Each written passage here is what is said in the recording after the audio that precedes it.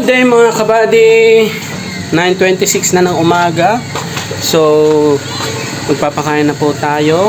Unang kain nila ngayong araw. At ang kalangitan ay maulap pero sobrang liwanag. Yan, masikat pa rin yung araw mga kabady. Yan, simulan na natin mga kabady. Start na.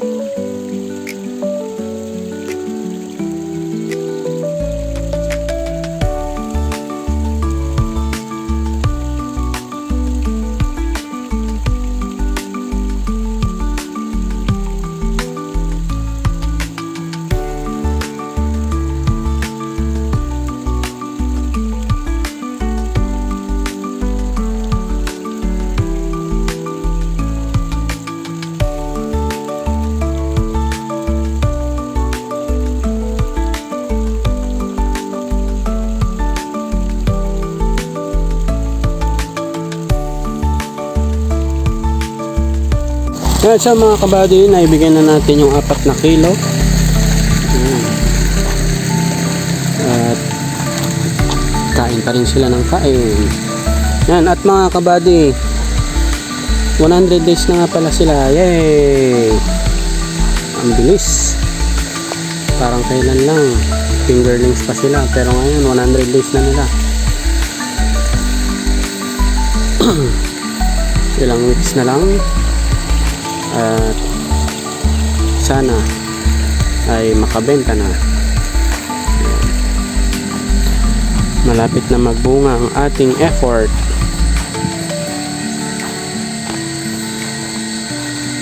Pero hindi tayo nag-expect ng malaking kita since tayo po ay baguhan at first timer sa pag-fish pan. Yan. Yung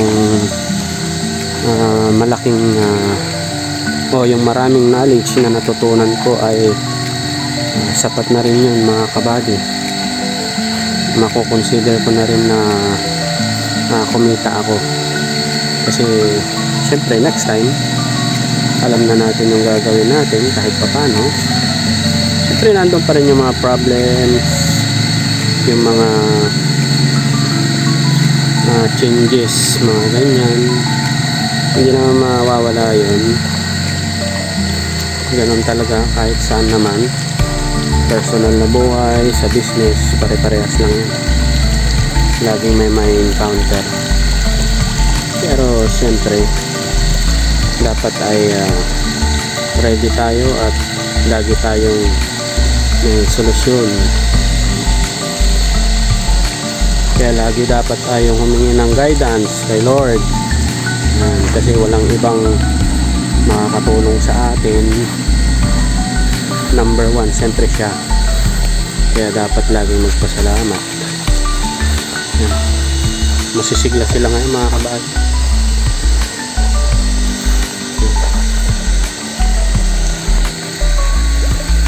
So may kalahating kilo pa or kung kaya nila hanggang 1 kilo para total of 5 kilos sila ngayong umaga.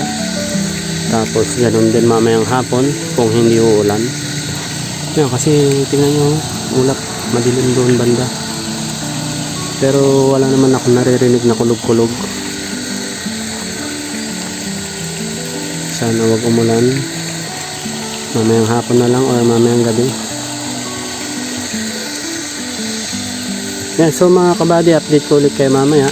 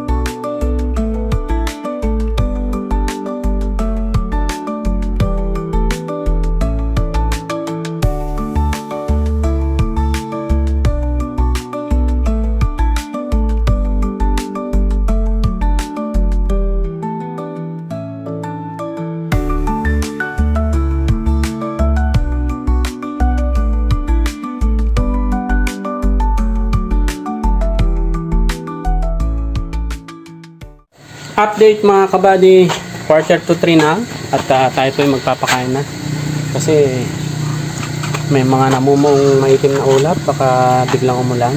So samantalahin na natin na magpakain habang mainit pa.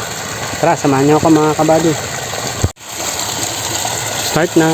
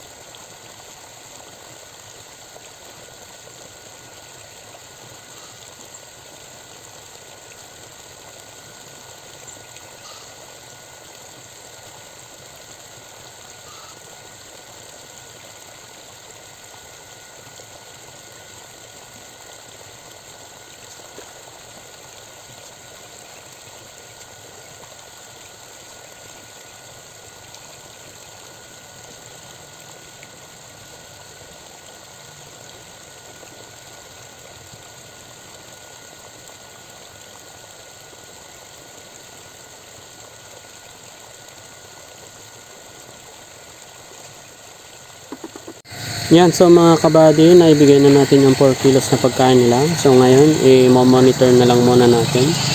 Kapag ka naubos nila yan, dagdag ulit ng kalahating kilo or 1 kilo. Yan. Yan, tapos kaninang tanghali nga pala, after magpakain, siguro after mga 1 oras yun, wala pala kaming pang-ulam ni Mrs. So sabi niya, mamingwit na lang. Yun, so namingwit na lang ako kanina. Sana mapanood nyo yun mga kabady.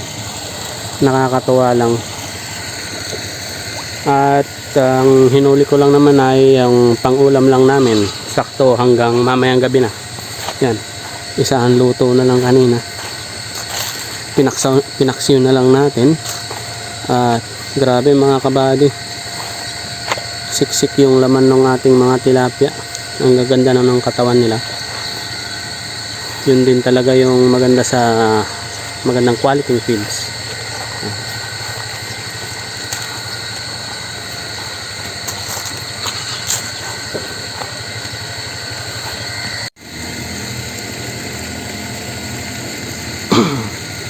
Yan, kahit medyo maulap-ulap mga kabady, grabe pa rin, sobrang init. Kahit kagabi ang init,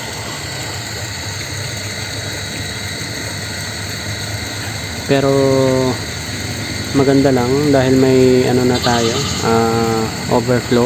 Yan, tingnan nyo, magka quarter to 3 na, pero yung mga tilapia natin, yan, kumakain sila at nasa ibabaw. Dati bihirang bihira silang ganyan dahil mainit yung tubig, pero ngayon hindi na tayo masyadong nag-worry sa temperature, gawa ng may overflow na. Tapos lakas din ng solar natin mga kabady. Hanggat may araw, hanggat may init, pinapagana natin yan.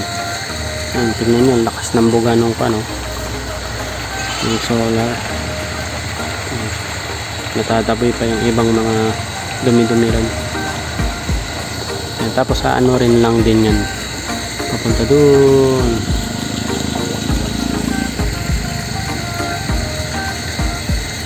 Yan. So bali malapit na nilang maubos yung 4 na kilo mga kabady. Dito sila, maganang magana na silang kumain mga kabady.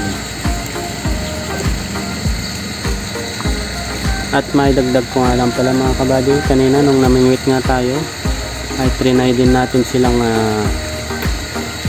timbangin. At sila po ay nag-average na ng 180 grams bawat isa. Yan. So nung 90 days sila nasa 130 plus lang yung grams nila, pero ngayon nasa 180 grams na sila. Grabe mga kabady, 10 araw lang yun. 50 grams yung na-gain na average ng body weight nila mga kabady. Yan. Sa ganda ng feeds, sa ganda ng feeding natin na ginagawa, yan ang resulta. Mabilis lumaki, mabilis bumigat ang ating mga alagang tilapia mga kabady.